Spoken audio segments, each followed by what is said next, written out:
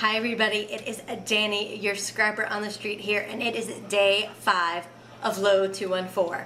And today was a really interesting challenge.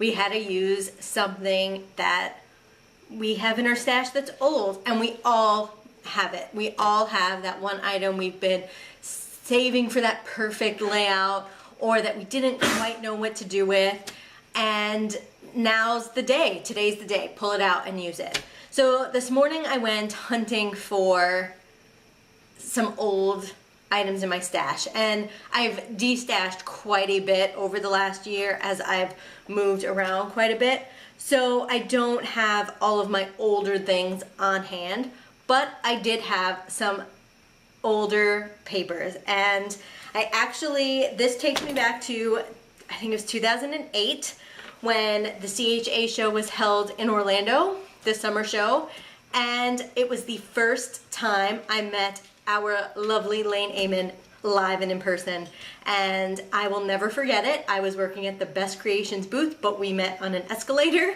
and the company I was working for, Best Creations, at the end of the show gave me and the gal that I was working with packs of all their upcoming line.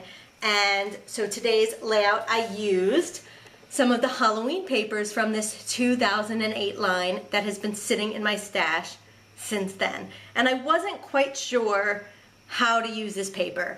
When I first got this swirly paper, I immediately loved it, and I just didn't know how to use it. I didn't know how to make the most of it and still have it be so fun and just very much intact. I didn't want to cut it up.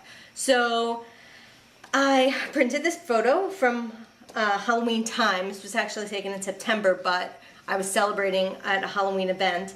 And then I took another sheet of Best Creations that had these circles, and I cut some out, and I popped up the picture, and I popped up some of the circles, and just to give it some interest. And then I added some of these yellowy gems for just a little sparkle and more of that fun, whimsical Halloween feeling. This Happy Halloween was actually in I think it was a Me and My Big Ideas Halloween card that is not that old. I had just picked it up over this last Halloween.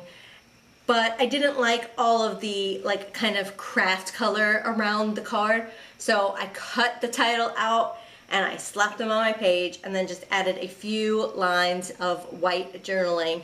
And I had a really fast page utilizing some paper that's been sitting in my stash for a really long time. And you know what? It felt good.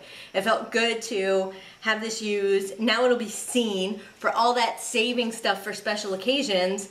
Nobody sees it tucked away in my paper holders, but in my books, people will see it. You guys see it, people who look through my scrapbooks will see it, and now I'm really showing off this paper that I've been hoarding since 2008.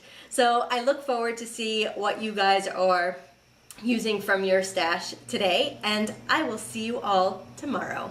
Bye everybody.